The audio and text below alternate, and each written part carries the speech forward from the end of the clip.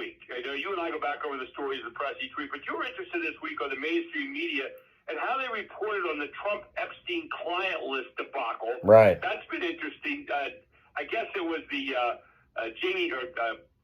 Homeland Secretary Noam. No, it wasn't either. It was Pam Bondi. Pam Bondi. The Attorney General, who says, I've got a list here on my desk of the Right. client list, and all of a sudden this week says, no, I don't. And the Justice Department says, no, there was never such a list. Right. And then people start saying, well, what the heck is going on here? And, of course, we know that Trump knew Jeffrey Epstein. I mean, there are pictures around. But he said, I never did anything with the guy in terms of all the stuff that he was accused of. And so what is going on here with the press and how they handled it this week? What's your take? Well, yeah, I mean, the whole thing just smells worse than a week-old catfish. I'm telling you. Yeah, right. There's no client list. If there's no client list, are we to conclude that there are no clients? And if there are no clients, then why was Epstein in jail? Why is Ghislaine Maxwell in jail? But yeah, why did Pam Bondi say it's on my desk? Why did Trump say he was going to release it? Why did Kash Patel say that the FBI had the list? Then you got the video. The video was lost. Then suddenly it's found. Remember the video cameras suddenly weren't working precisely when he died in jail. Yeah. So, but I think we're at a very interesting moment here because we have the mainstream media, we have the so-called new media that has emerged, and we have the conservative media all asking the tough questions. It's very rare, I would say, that you see that happening. They're all suspecting a cover-up. They're all asking the tough questions. I mean, it does raise a lot of questions, and it does, all this stuff. Well, what? Nothing here to look at, and so forth. And we're sitting there going, well, the reporting, you're correct, looks kind of consistent across the board here in terms of everybody involved in those three areas you mentioned, saying, wait a second. This one, it's not that anybody's necessarily all going out with an agenda on their hands. They're going out and saying, there would be a legitimate question if you say it was here, now it's not here. There's a lot of room to room in between there, right? Well, yeah. And the other interesting thing that I found was that, okay, so the mainstream media, if you were, as many people would say, the mainstream media, is left leaning. And then if you were to say that there was a client list, and if it was a client list of people from across the board, then you could conclude, well, the left-leaning media wouldn't want to report on this because there might be people on that list that they would want to protect. But they have cast that aside, and they've set that aside, and they've said, you know what, we're going to be legitimate journalists, at least for this particular story, and we're going to report on it. That's what I find fascinating. Do you think that's the reason? I mean, or are they look? Here, I'll be devil's advocate for a second in our conspiratorial world of today, and they'd say, okay, let's see, Bill Clinton's on this list, maybe, but if Trump's on this list, is Bill Clinton worth sacrificing to get Donald Trump?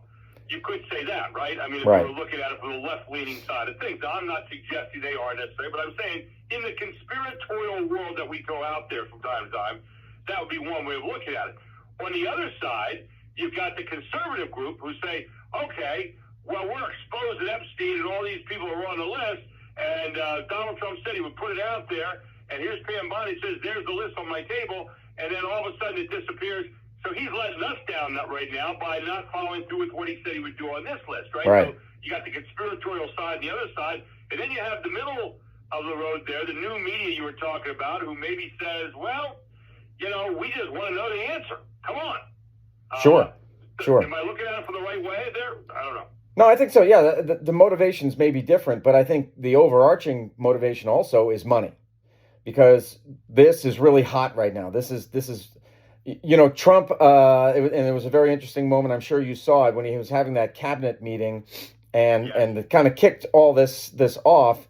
Well, there was the Axios reporting from 4 days ago where they were the first ones to report that the DOJ was saying there's no list.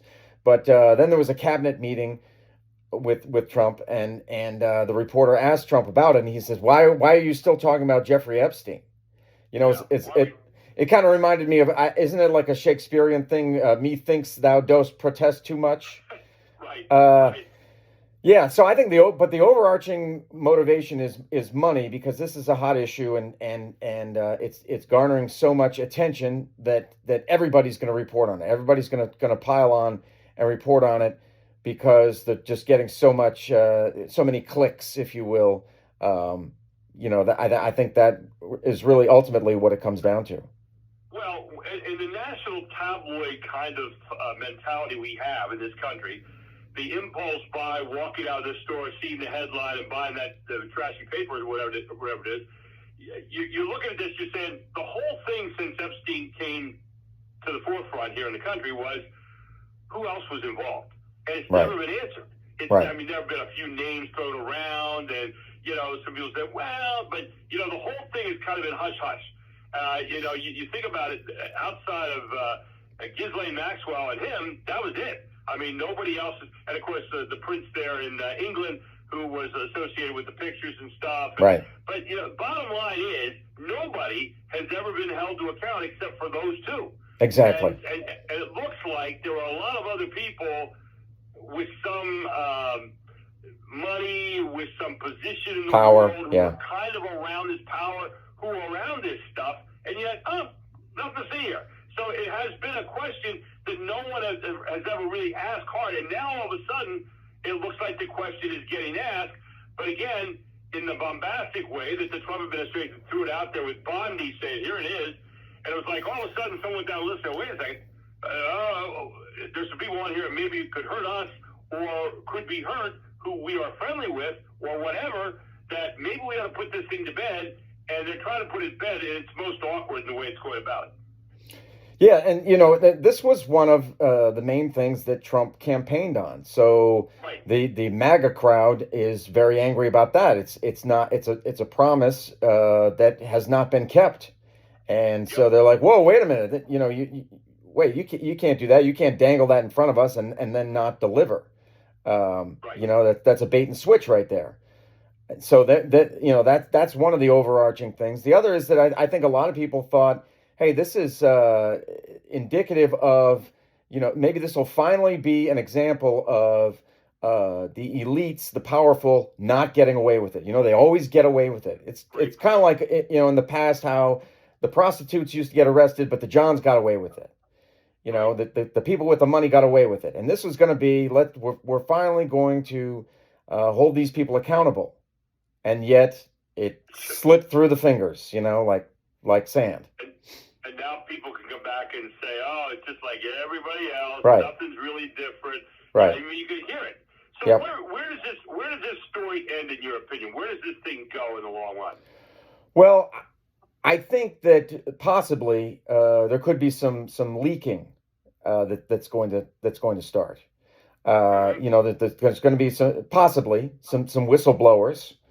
Although that could prove to be very dangerous for those individuals, and it takes a lot of courage to do something like that. But also groups like there's a guy named Tom Fitton. He heads up a group called Judicial Watch. He's got a lawsuit going to, or I think it's a FOIA. I think it's a Freedom of Information Act case going on right now. He's trying to get the list. I think there are ways to go about it. There was, we're going to see some more. This is not going to go away. I mean, the best thing to do, public relations wise, is for Trump to hold a news conference and say, you know what, I was mistaken. Here's why, here's why I said what I said, or here's why we said there was no client list. Just totally do a 180. And say, here's the list. Here's the problem is, I haven't heard Pam Bondi say word one about this since it happened. Have I missed anything on that, or has she said something?